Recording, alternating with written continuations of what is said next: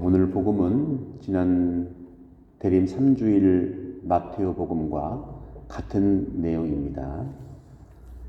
그런데 순서가 이제 달라지고 하는데 오늘 복음에서 많이 나오는 동사가 오실 분이라는 말입니다. 오실 분. 오실 분이 선생님이십니까?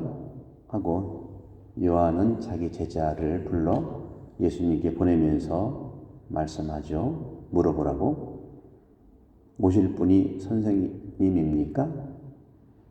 아니면 다른 분을 기다려야 합니까?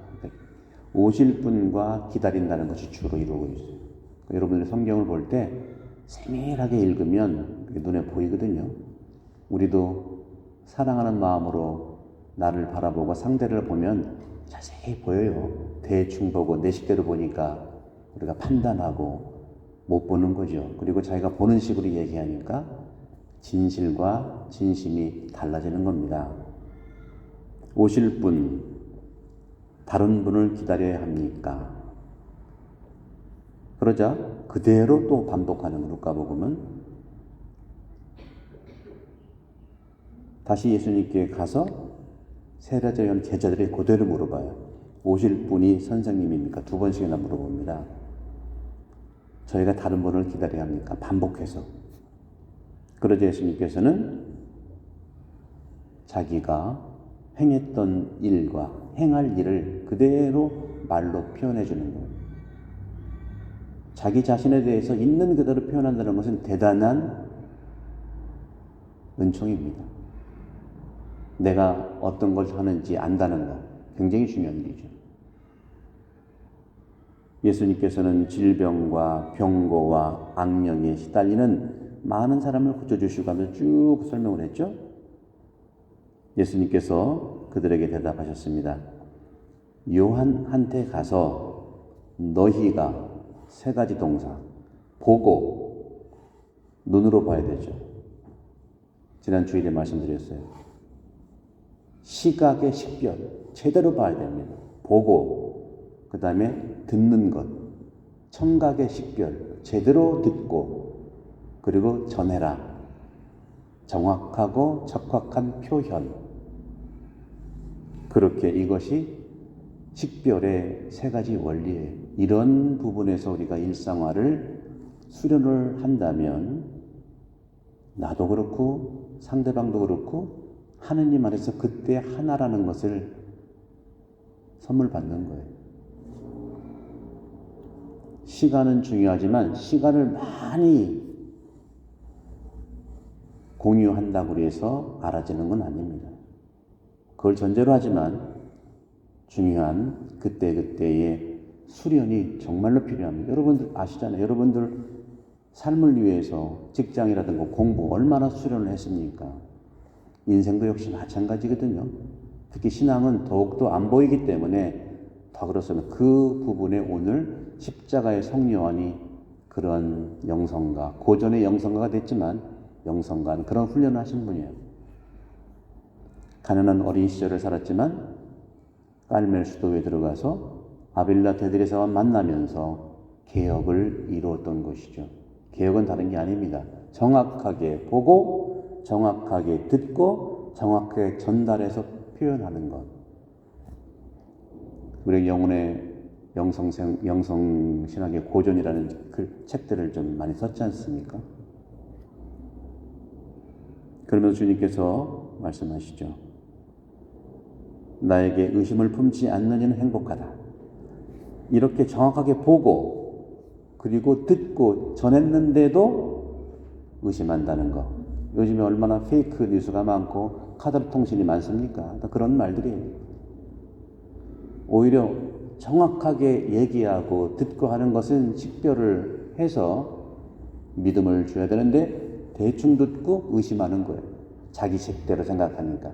대충 보고 의심하는 거예요. 저럴 것이다 하고. 여러분들은 누구를 기다려 본 적이 있습니까? 기다린다는 것은 어떤 거죠? 무엇을 기다리십니까? 시간을 기다리십니까? 아니면 그 사람을 기다립니까? 사람을 기다린다면 그 사람이 무엇을 기다립니까? 우리가 대림 시기를 살고 있는데 대림 시기는 누구를 기다리는 거예요? 시간을 기다립니까? 25일 성탄을 기다려요? 아니면 태어난 아기 예수님을 기다려요? 정확하게 볼 필요가 있어요. 대부분은 시간을 많이 기다립니다. 그 사람이 누구든 관계없어. 자기가 즐겁기 때문에. 대부분은 그래요. 이게 히랍의 사람들의 기다림의 본질이에요. 히랍 사람들은요, 이 기다린다고 하는 것은요, 미래의 세계를 항상 기다리는 거예요. 시간. 그것도 중요해요. 나쁜 게 아니에요. 시간을 기다리는 거예요. 사람. 미래에 다가올 시간. 그런데 히브리 사람들과 예수 그리스도께서 말씀하신 초대교회 사람들은 시간을 뛰어넘는, 그러니까 우리도 이미 2000년 전에 오셨는데 또 기다리잖아요. 그죠? 시간은 중요한 부분이지만 그 시간에 누가 오느냐, 누구냐를 우리가 만나는 것이 기다림이라는 것이죠. 예수님의 현존을 기다리는 것, 이것이 대림 영성이죠. 그러면 우리 가톨릭 특히 성경에서 기다린다고 하는 예수님의 무엇 때문에 또 기다리느냐? 예수님을 왜 기다리는 거예요? 하느님이 왜 사람이 됐느냐 하는 성탄, 육화의 그 날의 의미를 기다리는 거라는 거죠. 또 한 가지, 십자가에서 돌아가신 그 의미를 기다리는 거라고 우리는 바라봐야 합니다. 이렇게 보면은 두드리고 보고 듣고 표현할 것이 너무 많지만 중심이 되는 걸 잃지 않는다면 나머지는 다 보입니다. 성탄하면 어느 때인지 모르지만 상업적으로 많이 변화가 됐죠.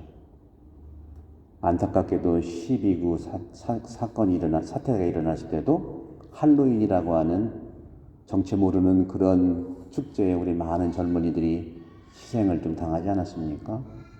무엇을 우리가 준비해야 될까를 깨달아야 되겠습니다. 성탄도 무엇을 우리가 기다립니까? 그 다음날 박싱데이를 기다립니까? 필요해요. 저 거부하는 거 아니에요. 그러나 그런 모든 것들이 기다림의 본질을 계속 가려진다는 것이죠. 기다리는 것은 예수 그리스도를 기다리는 거지만 두 가지 의미의 기다림과 그것을 내가 품고 살아가는 걸 얘기합니다. 첫째, 성탄은 하느님이 왜 사람이 됐냐 그 의미를 품고 기다리시는 것이죠.